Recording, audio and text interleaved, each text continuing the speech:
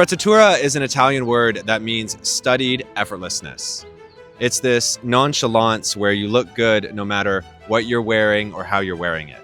It's an art form, and it's one that Italians have figured out.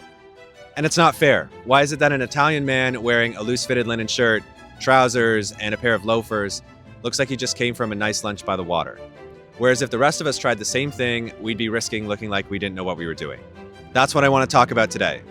There's something inherent to Italian style that makes it look so good and so effortless, even if things are off slightly. The shirt may be slightly open or the linen may be slightly creased, but somehow it all works.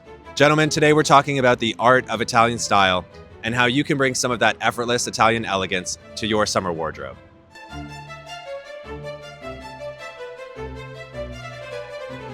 Before we start, I'm Nick, and on this channel we explore the art of dressing and living well. If that sounds like something that you're interested in, make sure you click subscribe.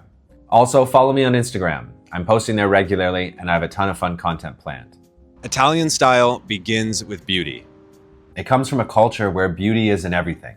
And if you've ever traveled to Italy, then you know what I mean. There's beauty in the architecture, the food, the cars, even the coffee is an art form. And that's one of the reasons why Italian style feels so different. In many places around the world, the small act of grabbing a coffee in the morning is usually a rushed activity on the way to work while you're trying to avoid talking to everyone. But in Italy, even just grabbing a quick espresso is more of a ritual that warrants dressing well because there's a sense that ordinary life should still have some beauty in it. Also, compared to North Americans, Italians are out walking more and conversing with people. So there's this desire to dress well because you're going to be seen more, as opposed to running errands in a car. The next thing Italians understand is the ease of elegance. This is what I was talking about in the intro. This is the embodiment of Sprezzatura. We often think that having good style means ensuring that everything is perfectly polished, like every shirt needs to be pressed within an inch of its life. But Italian style is truly effortless, or at least it looks that way. The shirt might be slightly open, the trousers might have a looser fit, the jacket might sit slightly more natural over the body. Even if the linen is creased, it doesn't ruin the outfit. It almost adds to it. Somehow that imperfection is core to the outfit, perhaps because the goal is looking like you're actually living in the clothes, whether you're walking, eating, or even talking with your hands. There's something very natural and warm to Italian style, and the real beauty of it is that you always look put together without looking like the clothes are wearing you. Italians wear summer clothing that moves with life. Italy has pretty nice weather all year round, but it's especially hot in the summertime. That's why you won't catch Italians wearing heavy fabrics or overly structured formal pieces. Instead, they're wearing pieces that work well in the heat. So think a linen shirt, a knitted polo, a camp collar, lightweight trousers, loafers, espadrilles, and then if they need to dress up, then they throw in an unstructured jacket or maybe a lightly padded jacket. These pieces have both elegance and movement, and this is why Italian tailoring is fundamentally different from British or American tailoring. The shoulders are lighter, and the construction overall is less stiff. Italians need to be able to live in their clothing, which is why it feels so natural in the summer. They choose pieces that still feel refined, but are also softer, lighter, and more relaxed. And that's a good lesson on how to dress for the summer heat, no matter where you are. Now let's talk about how Italians do warmth, color, and texture, because this is a very important part of dissecting their style.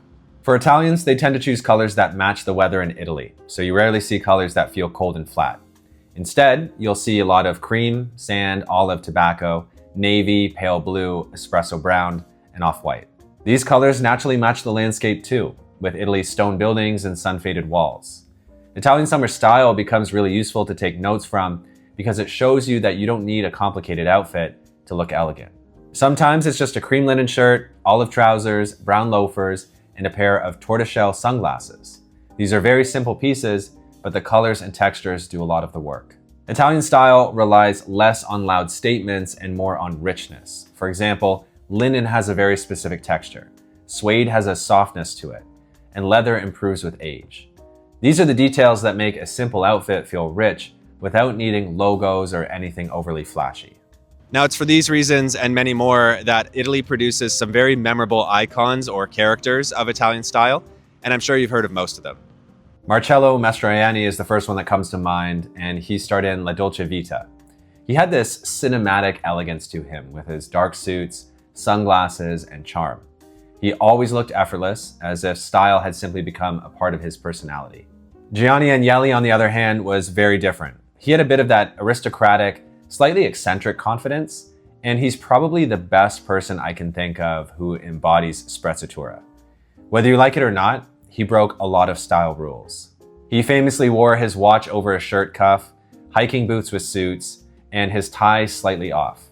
Things that shouldn't have worked, but for him, it kind of did, mostly because he had the confidence to make it feel natural. Then you have someone like Giorgio Armani, who changed the feeling of tailoring. He made it softer, more relaxed, and less rigid overall. Or there's Brunello Cucinelli, who represents a quieter version of Italian elegance, and he's known for restraint, high-quality fabrics, and tonal colors. And then, of course, you have the men of Pitti Uomo, which is Italian style at its most expressive. Some of it is elegant, and some of it is theatrical, but that's also a part of the charm. And when it's done well, it shows that clothing does not have to be boring to be refined. Now, if you love Italian style and want to try it, that's great. But you don't necessarily want to copy it too literally. Taking a wardrobe that works for their climate, lifestyle, and culture and importing it to where you are may not work immediately. What looks natural walking through Florence in June might need a little adjustment if you're walking through a place like downtown Toronto, trying to avoid construction dust and all the traffic. This is where a bit of nuance comes in, where we understand the principles of Italian style and apply them to our lives in a way that feels more natural to our lifestyle. That might mean adding in some softer fabrics and warmer colors, swapping in a linen shirt instead of a basic t-shirt, or trying loafers instead of bulky sneakers. You're just trying to bring a bit of that Italian ease and confidence into your own life. Now, if you want to bring Italian style to your wardrobe this summer, I would think about it in terms of 3 simple steps. Step 1, soften the outfit. Italian summer style usually works best when nothing feels too stiff or too structured. So instead of a heavy shirt, go for linen, cotton, a camp collar, or a knitted polo. Instead of skinny trousers, try something with a bit more movement like linen trousers, pleated trousers, relaxed chinos, or tailored shorts. Step 2, warm up the color palette. As I said, most of the best Italian-inspired summer outfits are built around simple, natural colors. So try buying clothing in cream, stone, olive, navy, tobacco, pale blue, espresso brown, and white. Your outfits should feel like they belong beside an espresso or a vintage car. And then the third thing I do is I would upgrade the finishing details. This is where the outfit starts to feel intentional. Swap bulky trainers for loafers, espadrilles, driving shoes, or minimal leather sneakers. Add tortoiseshell sunglasses, a leather belt, a watch, or one refined summer accessory. Just don't overdo it. Then if you're building this wardrobe, I would focus on 5 core pieces. First up, and I've mentioned this one throughout, is a linen shirt. So try to find one in white, cream, pale blue, or a subtle stripe. Second, try a knitted polo or a camp collar shirt. These are both great options for a relaxed summer shirt. Third, a pair of relaxed summer trousers, ideally in linen, cotton, or pleated, and try to pick one up in cream, beige, navy, olive, or tobacco. Fourth, a pair of loafers or espadrilles, because shoes are one of the fastest ways to make a summer outfit feel more elegant. And lastly, a lightweight jacket. An unstructured blazer, a linen sport coat, an overshirt, or a safari jacket are all great to have for evenings or for cooler days. For brands, there are a few different directions you can go. Luca Faloni is a classic, and it's great to keep in mind for Italian linen shirts and refined summer pieces. It has a full linen collection focused on pure linen and Italian-made garments. Pitti Parma is another great one, and they're known for their softer Italian tailoring, especially their high-rise trousers, soft shoulders, and classic Italian menswear. Natalino is another good one for relaxed classic menswear, especially trousers.